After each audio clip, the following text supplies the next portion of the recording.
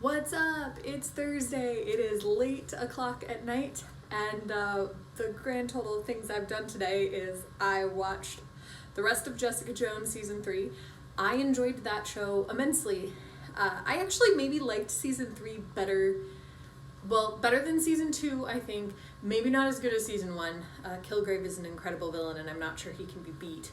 But I love the level of angst. So, spoilers ahead for those of you who haven't watched season 3 of Jessica Jones. So, because this is the end of Marvel on Netflix, and they sort of knew that, I think they were able to give it an ending that was very satisfying. And the season overall was really great. It was a really good exploration of like each individual character. So it's Jessica coming to terms with being a hero and what that means and the kind of stuff that she should be doing. And it's Trish or Patsy or Hellcat coming to terms with having powers and going off the deep end, which I appreciated. So Hellcat in the series, Patsy Cline is like a superhero, but in this she sort of takes a dark turn, not because she means to, but because she starts to feel like the only way that she can actually help is to stop bad guys and to like, as in end them, stop them. Partially pushed off of the end because her mother gets murdered, but also like just developing that darkness in general because she feels like, I feel like she's got kind of an eye for an eye mentality going on, that she feels like unless she actually stops them, she's not doing enough.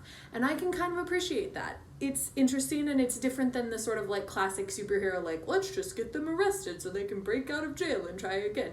Like, she's not about that life. And I do appreciate that. There's also a lot of growth for Malcolm as he does his job for Jerry and then realizes, like for Hogarth, the lawyer, and then slowly starts to realize that maybe that's not what he wants and that he actually doesn't want to do an eye for an eye and do bad things. Although he's doing bad things for bad people, so it's slightly different than what Trish is up to, but same deal. They also introduce a new character, Eric Gelden, I think his name is. He's Mindwave, and so Mindwave in the comics is like a villain who's in some Daredevil comics. I don't know much about him. I read it on Wikipedia like you do everything. But here, instead of being like a telepath or like instead of being psychic or psychokinetic, he is like an empath of sorts. So he can sense darkness in people and like it makes him physically ill to be around people who are particularly dark, which makes him a good partner for Jessica because he can sniff out the bad guys and she can get them put away. And he is the catalyst for the main villain of the season, who is a serial killer, who I'm sure also has comic roots, but I just don't know them. I'm not really into serial killers in general. And he's a great villain because he plays the psychotic card so well. That kind of thing where he's a step ahead. It's a very similar sort of Moriarty Sherlock sort of feel where he's like, oh no, don't hurt me, I'm the poor victim. Oh no, everyone's gonna think I'm the victim because, in my public life they know me as nice.